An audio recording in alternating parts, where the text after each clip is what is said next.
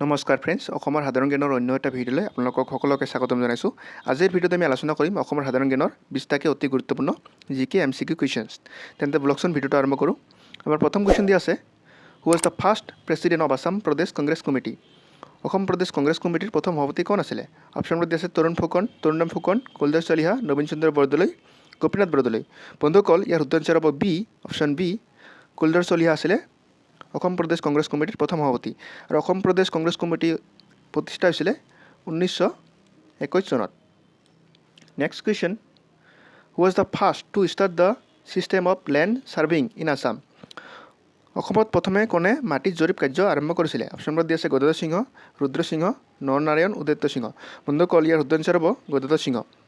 গদাধৰ সিংহই প্ৰথমে যিটো লেণ্ড ছাৰ্ভিং মাটিৰ জৰীপ কাৰ্য আৰম্ভ কৰিছিলে। আৰু চুহুংমুঙৰ সময়ত হিউমেন পপুলেশ্যন চেঞ্চাছ যিটো জনগণনা এইটো ষ্টাৰ্ট হৈছিলে চুহুংমুঙৰ সময়ত। নেক্সট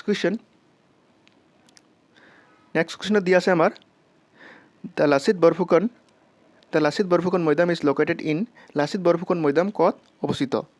অপশ্যনবোৰ দিয়া আছে শিৱসাগৰ, যোৰহাট, ডিব্ৰুগড়, গুৱাহাটী। বন্ধুসকল, ইয়াৰ শুদ্ধ এনচাৰ হ'ব যোৰহাটত লাচিত বৰফুকন মৈদাম অৱস্থিত। নেক্সট কুৱেশ্যন দিয়া আছে, which Assam king shifted the capital from Shivasagar to Jorhat in the year 1794? কোন আহোম ৰজাই 1794 চনত শিৱসাগৰৰ পৰা যোৰহাটলৈ নিজৰ ৰাজধানী তুলি নিছিলে?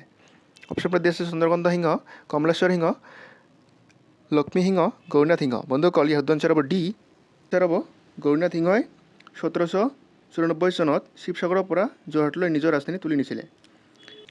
নেক্সট কুৱেশ্যন দিয়া আছে, the Ahom kingdom was establish in the year. কোন বছৰত আহোম ৰাজ্য প্ৰতিষ্ঠা হৈছিলে?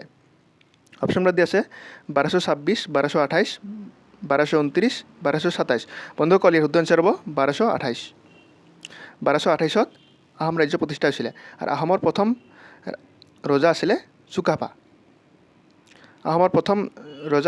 আৰু চুকাফাই প্ৰথম ৰাজধানী প্ৰতিষ্ঠা কৰিছিলে 1253 চনত চৰাইদেউত।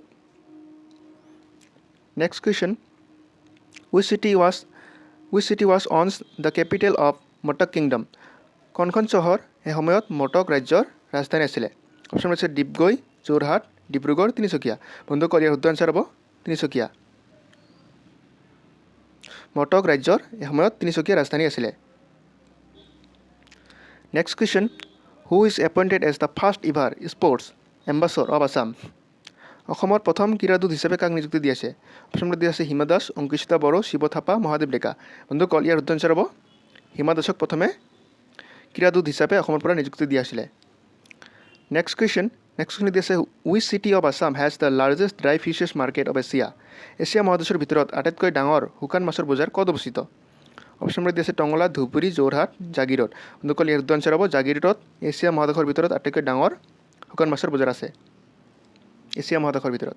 নেক্সট কুৱেশ্যন দিয়া আছে, which town is known as the Manchester of Assam? কোনখন চহৰক অসমৰ মানচেষ্টাৰ বুলি জনা যায়? অপশ্যনবোৰ দিয়া আছে গুৱাহাটী, যোৰহাট, শুৱালকুছি, তেজপুৰ। বন্ধুসকল, ইয়াৰ শুদ্ধ এনচাৰ হ'ব শুৱালকুছিক অসমৰ মানচেষ্টাৰ বুলি জনা যায়। নেক্সট কুৱেশ্যন দিয়া আছে, the first Mohammedan invasion of Kamrup was led by. কামৰূপৰ প্ৰথম মহম্মদ আগ্ৰাসনৰ নেতৃত্ব কাৰ নেতৃত্বত হৈছিলে? অপশ্যনবোৰ দিয়া আছে নাছিৰুদ্দিন মহম্মদ, হুছামুদ্দিন ইৱাজ, মুৰ্ছিদ কুলি খান, মহম্মদ বিন বখতিয়াৰ। ইয়াৰ শুদ্ধ এনচাৰ হ'ব মহম্মদ বিন বখতিয়াৰ সময়ত কামৰূপৰ প্ৰথম মহম্মদ আগ্ৰাসনৰ আৰম্ভণি হৈছিলে। Next question, what is the meaning of the word ai in the festival name Ali Ai Ligang? Ali Ai Ligang উৎসৱৰ নামত আই শব্দটোৰ অৰ্থ কি? বন্ধুসকল, অপশ্যনবোৰ দিয়া আছে বীজ, ফল, গছ, পানী। ইয়াত আই শব্দৰ অৰ্থ হ'ল দ্য ৱাৰ্ড আই, ইয়াৰ অৰ্থ হ'ল ফল। ফলটো হ'ল ইয়াৰ অৰ্থ। আৰু আলি আই উৎসৱটো হ'ল মিচিং জনজাতিয়ে পালন কৰা এটা উৎসৱ। নেক্সট কুৱেশ্যন দি আছে, who is the first Assamese to climb mount Everest? Mount Everest আহৰণ কৰা প্ৰথম অসমীয়া কোন?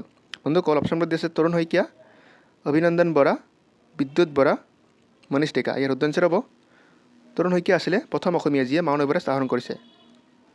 Next question Gibbon wildlife sanctuary is located at Gibbon বন্যপ্ৰাণী অভয়াৰণ্য ক'ত অৱস্থিত অপশ্যন নম্বৰ আছে যোৰহাট চিৰাং ডিব্ৰুগড় কোকৰাঝাৰ এৰ উত্তৰ হ'ব গিবন যোৰহাট জিলাত অৱস্থিত গিবন নম্বৰ অভয়াৰণ্যখন যোৰহাট জিলাত আছে next question which district of Assam is also' known as the land of ছাত্ৰছ অসমৰ কোনখন জিলা সত্ৰভূমি বুলি জনা যায় বন্ধুসকল অপশ্যন নম্বৰ আছে নগাঁও যোৰহাট ডিব্ৰুগড় বৰপেটা এৰ উত্তৰ হ'ব বৰপেটাক সত্ৰভূমি বুলি যোৱা land of satras Barpeta next question দিয়া আছে আমাৰ the Assam medical college was formerly known as Assam চিকিৎসা মহাবিদ্যালয়খন পূৰ্বতে কি নামেৰে জনাজাত আছিলে অপশ্যন নম্বৰ দিয়া আছে Robert Brown medical school S T Patrick medical school S T John medical school Berry White medical school বন্ধুসকল অসম চিকিৎসা মহাবিদ্যালয় পূৰ্বতে বেৰী হোৱাইট মেডিকেল স্কুল নামেৰে জনাজাত আছিলে ইয়াৰ উত্তৰ হ'ব Berry White medical school next question which of the following wildlife sanctuary is located at the Udalguri district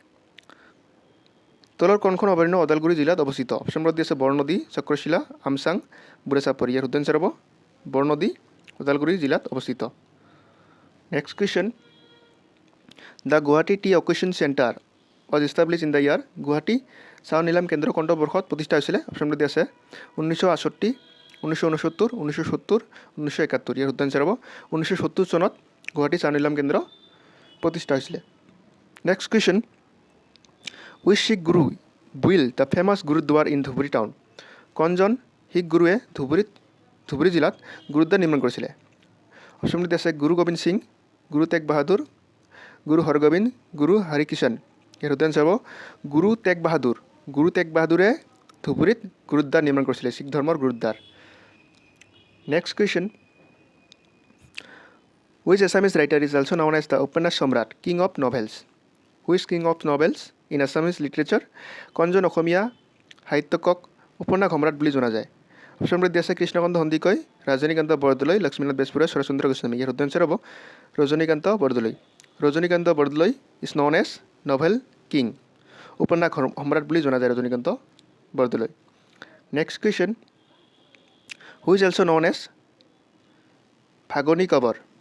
ভাগনি Kabar in Assamese literature অসমীয়া সাহিত্যত কাক ভাঙনি কবৰ বুলি জনা যায় অপশ্যন নম্বৰ দিয়া আছে আনন্দ চন্দ্ৰ আগৰৱালা চন্দ্ৰকুমাৰ আগৰৱালা বীৰেন্দ্ৰ কুমাৰ ভট্টাচাৰ্য ৰঘুনাথ চৌধুৰী ইয়াৰ উত্তৰ হ'ব option A Ananda Chandra Agarwala is known as ভাঙনি কবৰ আনন্দ চন্দ্ৰ আগৰৱালাক ভাঙনি কবৰ বুলি জনা যায় next question who was not in the post off chief minister of Assam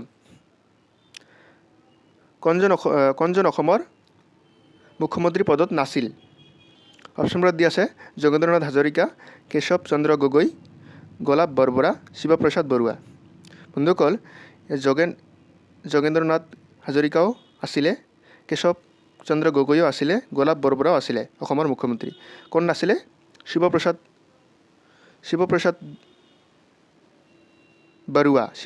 Barua chief minister নাছিলে অসমৰ নেক্সট কুৱেশ্যনত দিয়া আছে আমাৰ which dynasty coin were known as Narayani কোনটো ৰাজবংশৰ মুদ্ৰাক নাৰায়ণী বুলি জনা যায় অপশ্যন নম্বৰ দিয়া আছে কছাৰী কোচ কমতা চুতীয়া ইয়াৰ উত্তৰ হ'ব কোচ বংশৰ মুদ্ৰাবোৰক নাৰায়ণী বুলি জনা যায়